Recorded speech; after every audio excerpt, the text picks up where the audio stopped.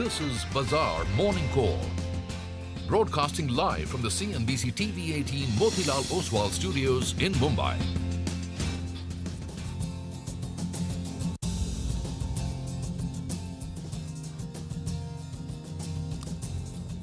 Good morning. You're with us here on a fresh new edition of Bazaar Morning Call. It's a Tuesday morning here in Mumbai. We are coming to you from the CNBC TV18 Motilal Oswal studios.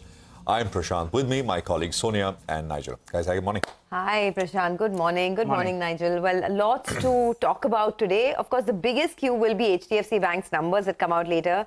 But apart from that, also a lot of turmoil across the globe. So I don't know how things are going to play out, but it's going to be an interesting trading day. At least the weather here in Mumbai is supporting, right? It's lovely. It's more pleasant than it was in December as well. And I believe, going by the forecast, that we're in for a spell of maybe a couple of weeks of good weather. So enjoy it. Enjoy it, right? I think from post 8 p.m. in the evening, it gets quite pleasant. Little chilly in the night as well for Bombay standards. Prashant, before you jump out to me. So I'm quite happy about it. Absolutely, I agree with you. And I want to just add that air quality is also cleaned up big time. I think AQI is some 79, which rates moderate. Finally, you can see the skyline, right? You can see the skyline, and I would rate higher than even the slight nip, which is good. And of course, it's surprising that there's been no construction for 4 days. That is so. I mean, it's actually heartening to see if all the sort of big construction subsides, we actually will get good quality air. I mean, it's not doable, right? It's not. I mean, the reasons are visible. That's what's heartening to me. That eventually, once all these mega projects, etc., settle down, you'll be able to you'll have better air quality. That's the takeaway. Anyway, let's just circle back to what you need to know as far as the markets are concerned. So a strong momentum, right? I mean, almost a fortnight of break.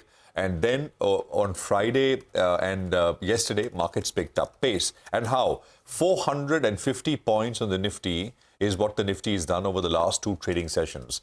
It was led by Reliance Industries. IT joined the party on Friday in a big way. It continued yesterday with another 2% gain on the IT index. And there was a new sort of kid, which is the pharmaceutical space. The index was up 1%, but many stocks within the pharma space were up a lot more. I'll come back to levels, etc. Let me just quickly wrap up the global action overnight because, I mean, U.S. markets were not trading. Both stock and bond markets were shut.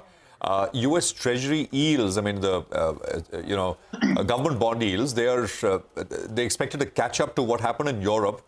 So they're expected to open, they're set to open about 4-5 basis points higher as far as futures are concerned. Rate path expectations are essentially the big macro driver, not just in the US, but Europe. And I'm saying Europe because, I mean, we still had commentary, etc., coming through. And this is interesting. And this is straight from Davos, where the World Economic Forum is being held. One of the ECB members who's considered an ultra hawk, I mean, who basically is of the view that, we should, there's a lot more to be done, etc. He said we should not bank on rate cut at all for 2024. He was, of course, talking about what the ECB will do in Europe. But I think there is a tinge of that, a reality check in some circles in the US as well. Maybe the market is front-loaded a lot of cuts, and we will not get as many, and we will get the first cut later than what markets expected. So, that's coming out of Europe. Geopolitical sort of issues are also front and center. So, you had, a U.S. registered vessel which was hit by Houthi rebels, the Yemen-based Houthi rebels yesterday. And watch this space because, I mean, U.S. and allies have started airstrikes on what they consider are the staging areas for attacks in the Red Sea. So will this escalate? That is the big question as we go forward. U.S. presidential elections also kicked off. So that's, of course, later in the year. But these are the Republicans picking their candidate, and Donald Trump, the past president, is comfortably ahead. He's some 30 percentage points ahead of the next candidate, DeSantis or others. So he should comfortably get his nomination. At least that's what's happening in Iowa. And we'll get news flow through the course of the day over the next couple of hours. Just to circle back to the Nifty, yesterday the Nifty closed above the upper end of, there is a rising channel, and the Nifty closed above it. So that's pretty good news. The target for the Nifty, based on that extension, is 22,350. So we are not very far away, actually. With this kind of momentum, it won't take very long. On the way down, there is, of course, a 20-day moving average, but because the market is opening with gaps, and of course, there is a gap up, a big gap up, and then the market extends through the course of the day. It's kind of tough to get, use 20-day meaningfully as a support area. So use the 40 hourly exponential moving average, which stands at 21,800, which is, close about 300 points away from where we left off yesterday. Below that, the support, of course, is the 20-day, which is, as of yesterday's close, at about 21,592. The Nifty Bank also cleared two important levels yesterday. It broke above the 61.8% retracement, and it also closed above the falling trend line on that index, which means, there is real visibility and potential for the Nifty Bank to take out the last high, which is 48,636, which is not very far away, a few percentage points. On the way down, use the 40-hourly support, which is 47,781 as the support. And a break only below this level, which is the 40-hourly, will indicate that maybe the up move is maturing even in the Nifty Bank. So it's constructive out there. I would only say that 440 points in 2 sessions in the Nifty, that is fast by any yardstick. You don't clock 200 points every single day. So maybe a bit of a slower day as compared to the last couple of sessions. Earnings are, of course, also going to be coming in full steam. HDFC Bank reports post-market hours today. So I think all of that into the mix as we start another session. The Gift Nifty is indicating a 30-point lower start. Sonia. Absolutely. So, there could be some caution in the system today for sure. One, the Gift Nifty is suggesting a lower start, right? Not just that, the US futures are also down about 90 odd points. They weren't trading yesterday, but overnight, because of the escalation that we've seen in the Middle Eastern conflict, there is some pressure that you're seeing across the globe. This morning, you have the Asian markets that are also under a bit of pressure. So some bit of caution perhaps is needed in the system. Having said all of that, the markets are at record highs. The momentum in our own markets continues. The big cue to watch today would be HDFC Bank's numbers. In that context, we do know that the numbers could be good because, they had come out with their business update a while back. And the loan growth was quite robust in Q3. In fact, the domestic retail loan growth has been very, very strong for HDFC Bank. It clocked in excess of 111% year on year. So on that front, good numbers are expected. You have ICICI Bank in the latter half of the week as well. So these banks could be in focus. Apart from that, strong numbers from FedFina services too. So keep an eye out on that stock today. And as I was telling you, the numbers are coming in thick and fast. So once again, FIIs continue to buy in large quantities. FIIs bought over 1,085 crores in the cash markets yesterday. The only problem for our own markets is that there is some caution in the global space. There is an escalation of the conflict in the Middle East, as Prashant was pointing out. Oil prices have been rising as well. So that's one caution point. And the other thing is some of these housing finance companies could be in focus as the RBI has issued stricter draft norms for this entire space. We'll talk about that in greater detail, but that's one cue that I'm watching out for as well. So the big question, is this rally sustainable, or are we going to see some amount of trimming of positions given the kind of global uncertainty that we have on our hands? That could be the order of the day, a little bit of volatility in trade. Well, the final tick yesterday on the Nifty was at the high point of the day. So the momentum is clearly with the bulls, and you didn't have to worry overnight about any kind of shocker coming out of the United States. So it seems, the markets took that with both hands, and that's why the close was closer on 22,100 odd. Though some of those technical factors, they're turning a little bit cautious, which I'll get to in just a bit. The Nifty Financial Services Index as well plays out its expiry, so that's going to be the mover in the second half of trade.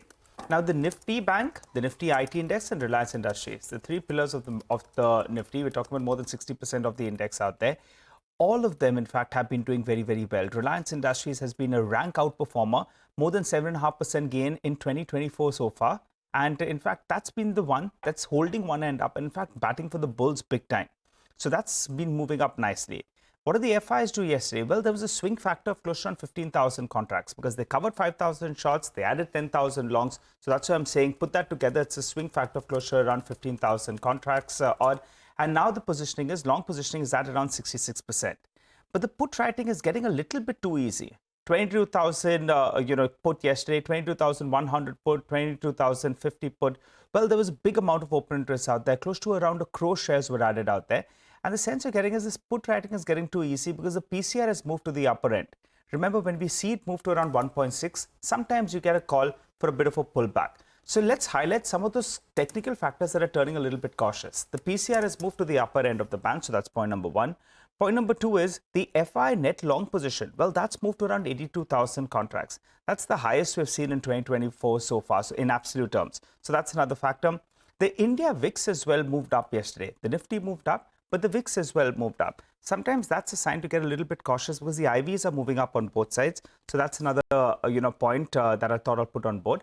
So for the time being, I'll give you a broader range. On the downside, going by the options data, you have the 21,900 level, 21,950 level.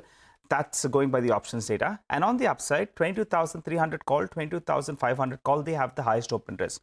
So that's the broad band that we're looking at. For the second half of trade today, the Nifty Financial Services Index, that plays out weekly expiry, so that will be important. And the street will position itself for HDFC Bank's results, so that's a crucial factor. So financials and banking, well, they'll take center stage for the second half of trade. For starters, we're seeing a bit of a pullback. Let's see whether or not at some point of time this dip gets bought into. This market is trending up, but take note of some of those cautious signs as well. Absolutely. Some caution definitely is the need of the hour, given the kind of cues that we have. But let's kickstart the show then on the equities front. We have Lawrence Belanco of CLSA who says that the Nifty's advance following breakout from the 21-23 consolidation pattern is showing its second signal of slowing upside momentum.